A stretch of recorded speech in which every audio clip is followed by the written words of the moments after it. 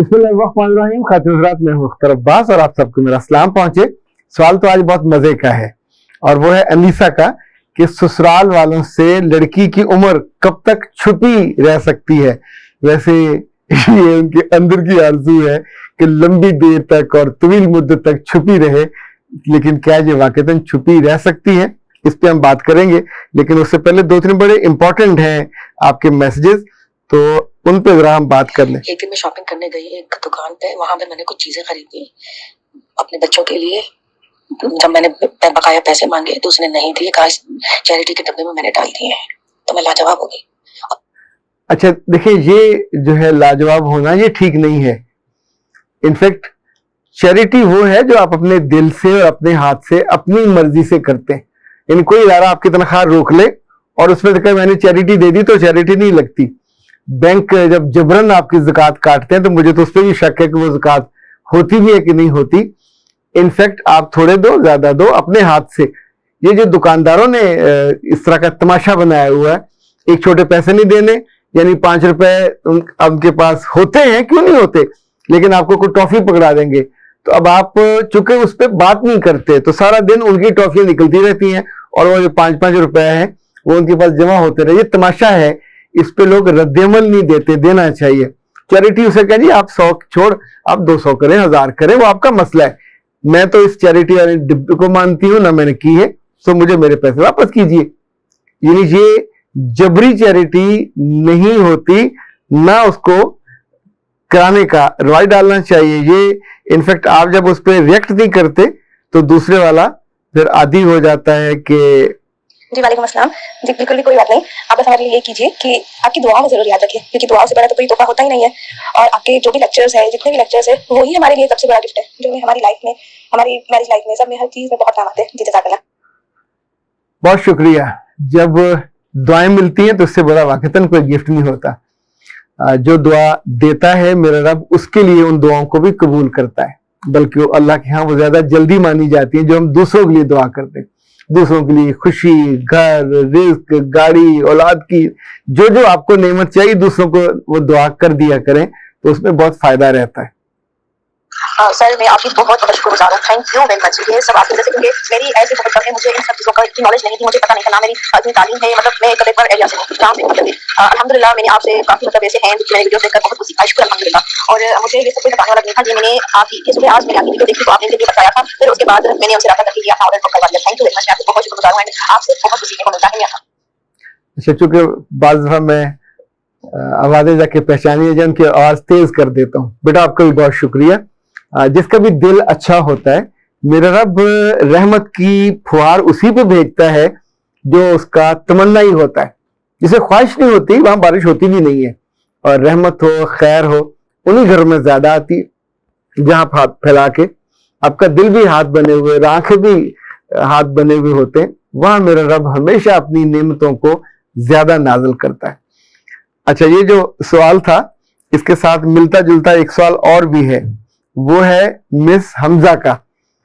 वो कहते हैं सर जी अगर गलती से ससुराल वालों को लड़की की असल उम्र बता दें तो वो बहुत रिएक्ट करते हैं, बहुत माइंड करते हैं कि उम्र ज्यादा है, तो इस गलती को किस तरह ठीक किया जाए। बेटा 2 तरीके हैं।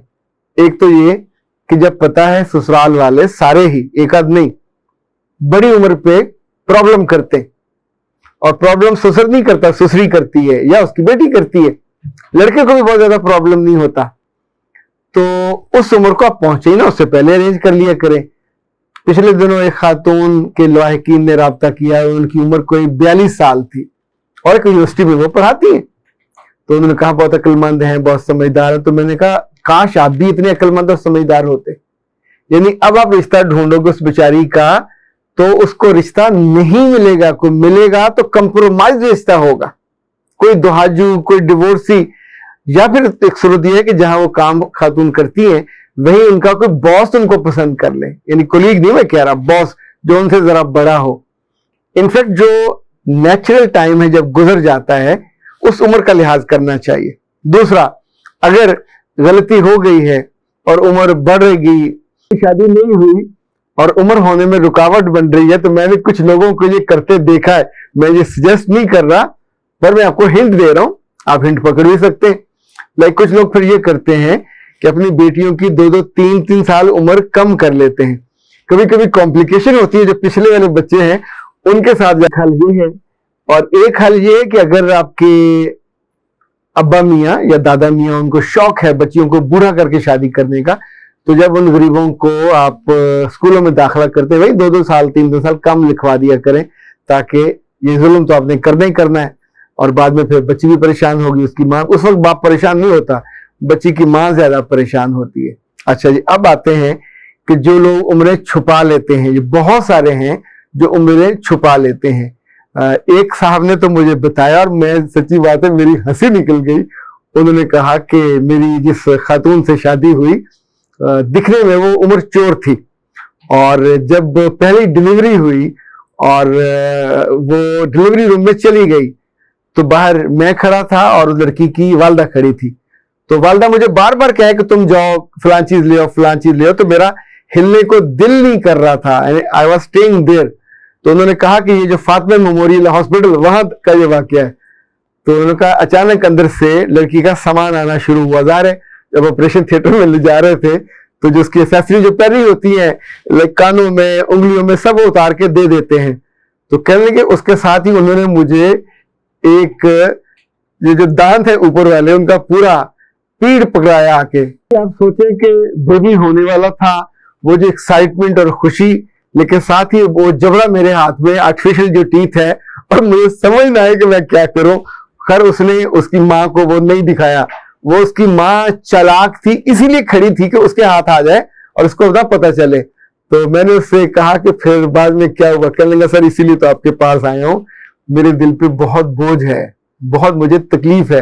खैर उनको अल्लाह ने बेटा दिया था, और वो खातून जब आ गई ऑपरेशन थिएटर से बाहर, ज्यादा कुछ देर वो रखते हैं 3-4 घंटे इंटेंसिव केयर में, फिर वार्ड में, तो उस वक्त उसने उसको दे दिया, उसने लगा लिया। जरा लेटे लेटे बंदा अगर ना लगा हो तो बिल्कुल पुलपुला सा मुंह होता है, बूढ़ों वाला।